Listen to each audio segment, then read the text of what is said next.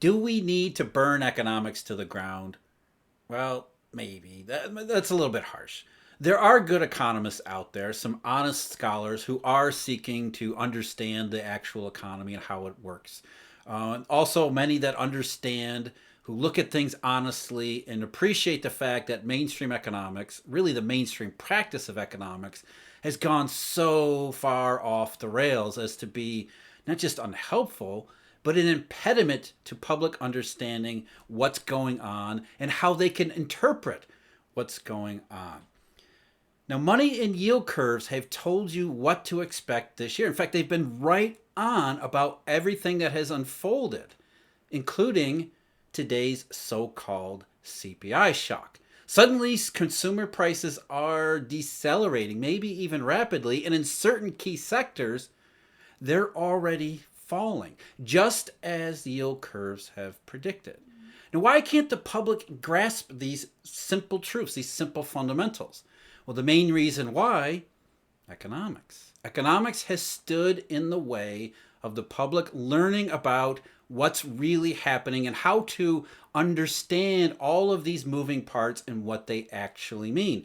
And the reason is central bank practice of economics, which puts the central bankers in the middle of the equation, when in reality, that is so far from the truth, which is why economics has gone so far off the rails. Now, we'll go over today's CPI report to show you, first of all, what's in it, what's to be concerned about, why the yield curve and how the yield curve and the Eurodollar futures curve and the other curves were absolutely right when they were absolutely right, as well as we're going to go back to the Wall Street Journal for another prime example. Thank you to my friend Todd for sending this to me, getting me all riled up about it. Another example of how economics as a discipline has moved into the realm of being actually harmful, preventing people from understanding the world and how it works, and therefore being prepared for what's going on. So today's going to be, we're going to a little bit of an angry tone today's video. But first, of course, non-angry. I'm Jeff. This is Eurodollar University. Thank you for joining me. If you're interested, where we go through the deep fundamentals behind curves and what they're trying to tell you, the monetary system, the background and the basics, go to eurodollar.university. We have memberships available, which have exclusive video content as well as question and answers. We have subscriptions. There's a daily briefing I do in partnership with Stephen Van Meter and Tracy Chukart, Markets Insider Pro, and a daily deep dive analysis where we dive deep into what's wrong with economics and what's right with small e economics, understanding money, curves, implications, consequences, all of those things. Information, all of that is available, eurodollar.university. We're going to start today with the CPI report, the CPI shock, which was only shocking if you haven't been paying attention to the market signals that those markets have been sending you in a particular period of time, but really all year. I mean, Eurodollar futures first inverted way back in December. The yield curve began flattening way back last October 2021, which suggested balance of probabilities. This was how inflation was going to end, because it was never inflation. Markets have been telling you all along this was nothing more than a supply shock. Therefore, consumer price pressures would be transitory. But not only would they be transitory, what that ultimately mean on the downslope, that's what we're about to find out here. But first, the numbers. Today's CPI report, seasonally adjusted, 0.1% increase month over month for the headline CPI, which meant that the annual rate comparing November 2022 to November 2021 was 7.1%, which is the lowest since January. Big decline in the annual rate between this month and last month. The core rate, which was 0.27% month over month in October, decelerated a little bit to 0.02%, but most of that was owner's equivalent rent and other rental prices. So most of the CPI bucket away from rents is decelerating rapidly, if not falling, when you include energy, new car prices, and things like that. And here's the big one. The big one that really grabs my attention, which is services less rent. So we don't focus on services. set them aside because owner's equivalent rent, that's an accounting fiction, something that economists have thrown in there to try to capture some changes in housing valuations, which means for these particular CPIs, owner's equivalent rent is figuring not what's going on in the rental economy right now, but what housing prices were doing about 18 months ago, which is accelerating rapidly. So owner's equivalent rent is adding to today's CPI last year's housing bubble. So we exclude rental prices and look at just services. They've declined. Now, it wasn't much. It was, I think, 0.2% or 0.15% last month and only 0.02% this month. But that's 2 straight months of the CPI services without rents declining.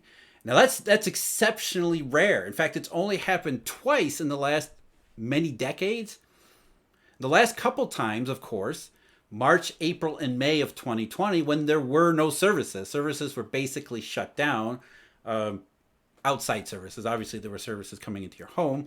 But still, falling services, March, April, and May 2020. And then before that, the only time you see 2 months in a row falling services prices, March, April, and May of 2009, the worst of the Great Recession. So falling services prices, along with a lot of other services data, including PMIs, suggesting that the economy is in bad shape, bad enough shape that service providers are actively cutting prices. Some of them are doing that. Some of them must be doing that, which is something that consumers already know, which is why consumer expectations have been falling too. But when we look at the CPI, we break it down into discrete periods. What you see is that consumer price pressures changed after June. June was the month. So if you look at comparable periods, so let's break down the CPI into 5-month periods. So that means we've got February, March, April, May, and June of this year. That's our first 5-month period. And then afterwards, July, August, September, October, and November. That's 5 months, right? 1, 2, 3, 4, 5. Yes.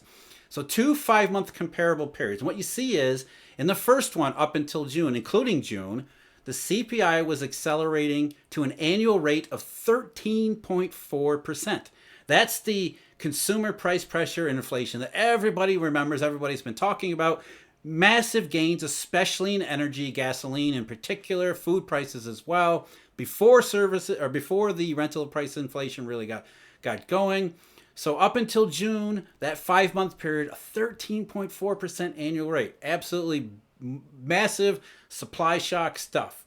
Since June, so July, August, September, October, November, up until the latest month, the CPI is rising at an annual rate of 1.1%. From 13.4% annual rate to 1.1%. Now the core rate, of course, a lot of that CPI decrease is, of course, energy. And if we exclude energy prices, still the core rate was rising in that first 5-month window by a 6% annual rate. And since then, it's been rising at only a 3.1% annual rate. So cut in half already. And remember, a lot of that 3.1%, in fact, 2 points out of that 3.1% were just owner's equivalent rent. If you take that out, the core CPI rate is rising at a 1.1% annual rate in the last 5-month period. Something big changed around June into July. You know what else changed June into July? Yield curves. Yield curve inversion went nuclear late June into July. As these consumer price pressures were softening because the economy was softening, that was picked up in the marketplace and transmitted to the rest of the public in the form of escalating inversion. Now, inversion happened previous to that during the first 5-month window where the market was saying, as consumer prices were accelerating wildly, especially March with oil and gasoline, and then after that, inversion showed up in the yield curve, which was the market saying, the probability this ends pretty badly is rising. And then we got to June when consumer prices accelerated at their maximum, and inversion absolutely surged, which was the market saying, yep, this is not going to end well. And what else also happened in June? June is when the Federal Reserve actually started to get more aggressive.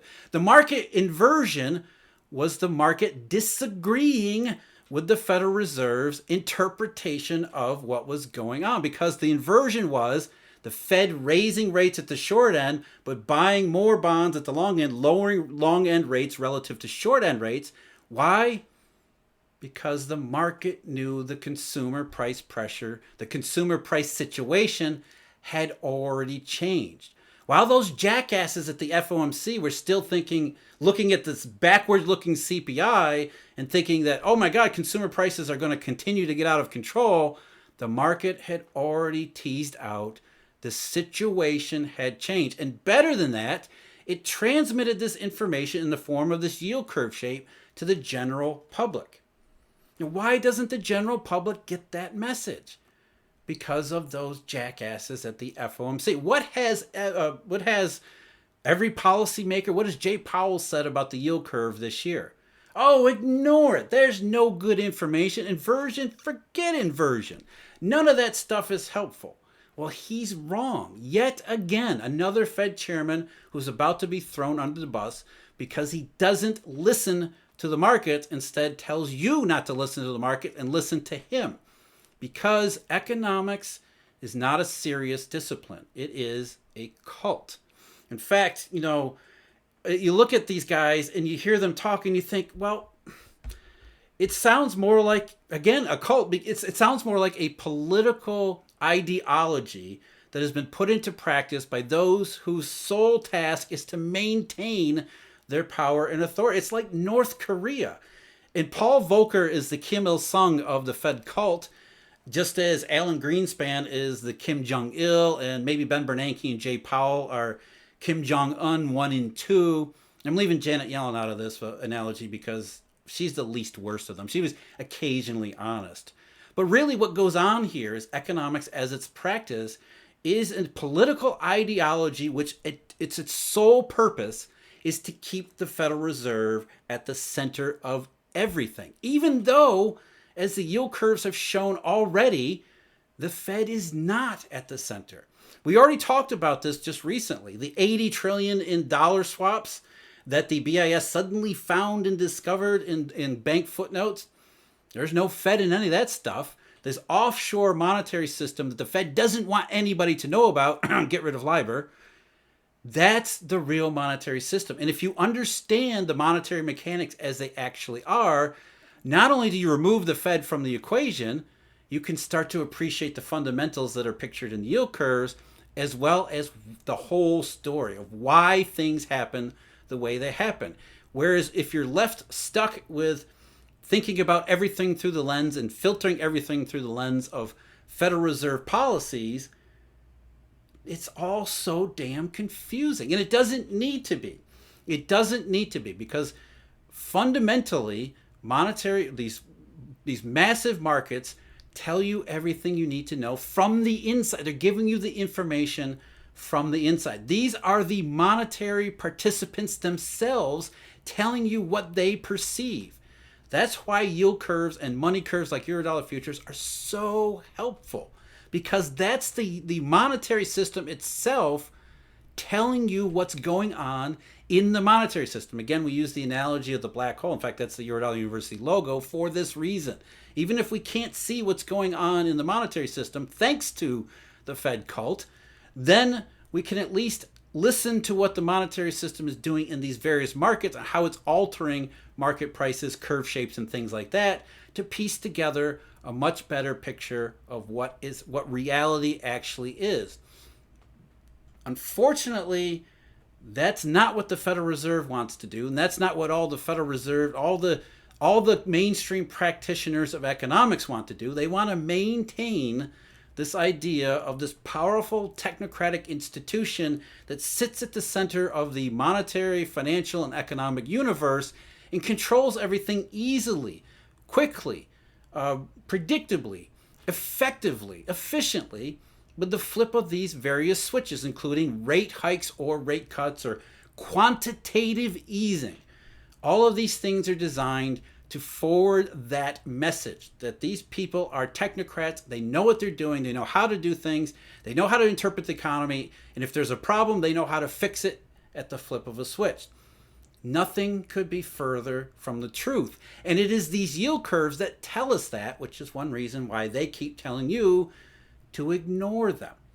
Now, the Wall Street Journal published another article today, which basically said, we don't know what's going on with the 10-year yield. We can't figure out why the rates are falling, why the yield curve's inverted, because don't these 10-year Treasury investors know the Fed is raising rates?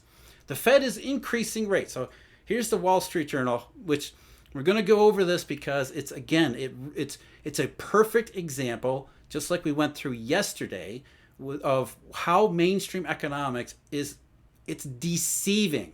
It's not even unhelpful. It's gotten to the point where it's actually deceptive.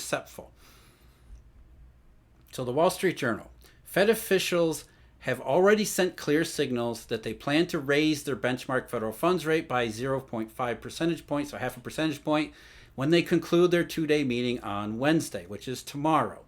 What happens to the 10-year Treasury yield, though, is far less certain, only to you people. To everybody else who can understand the fundamentals of the yield curve, what's going on in that market, and particularly 10-year and every part of the yield curve, is no mystery whatsoever. You just have to remove the Federal Reserve from the equation. The Federal Reserve only influences the front end of the yield curve. And here's the thing, back to the Wall Street Journal. Because bond yields are largely determined by investors' expectations for short-term interest rates over the life of a bond, the Fed can influence them by changing the level of short-term rates or projecting what those rates will be over the next couple of years. No, no, no, no. See, this is Greenspan talking. This is his series of one-year forwards. When we go back to his conundrum, he talked about in June 2003, there was an FOMC meeting where the Fed debated why quantitative easing in Japan had been such an utter failure. And they started talking about interest rates. And Greenspan said, just like the Wall Street Journal article says today, Greenspan said, when we think about interest rates, they can't be independent. They have to be dependent on the Fed. Otherwise, I'm paraphrasing here, all of our magic and mystique just falls apart. And so here's the Wall Street Journal in 2022 repeating that crap. Again, remember, Greenspan in front of Congress in February 2005 said exactly the same thing the Wall Street Journal article says today. We can't figure out why the 10-year Treasury yield is falling because the Fed is raising rates. So shouldn't there be this series of one-year forward where the Fed raises rates and projects higher rate cuts or rate hikes into the future? Shouldn't the market go along? And the answer, of course, is no. The market can and absolutely does disagree with the Fed. Don't fight the Fed? No, there's tons of money to be made in fighting the Fed repeatedly. Back to the Wall Street Journal. Falling long-term bond yields are important in part because they could make it harder for the Fed to bring inflation back to its 2% annual target. Again, no. Falling long-term bond yields, like we've seen since the inversion went nuclear in July, we're telling you that inflation is already, consumer price pressures are already coming down. They've got this so backwards. This is why economics might need to be burned to the ground. They can't even make sense of reality. Mr. Powell has pointed out repeatedly this year how investors' rising expectations for short-term interest rates, as reflected in higher bond yields, have done more to fight inflation than the actual increases in the Fed funds rate. That's just psychological garbage. But here's the thing. The article ends with the last person any serious mainstream or out of mainstream journal or media or whatever, the last person you should ever quote is Bill Dudley. Bill Dudley has made so many egregious errors, particularly during the period when we needed the Fed to perform up to snuff. Bill Dudley kept leading the FOMC in the wrong direction time and time again. I could do a whole week of shows just on Bill Dudley's errors, but nobody knows these.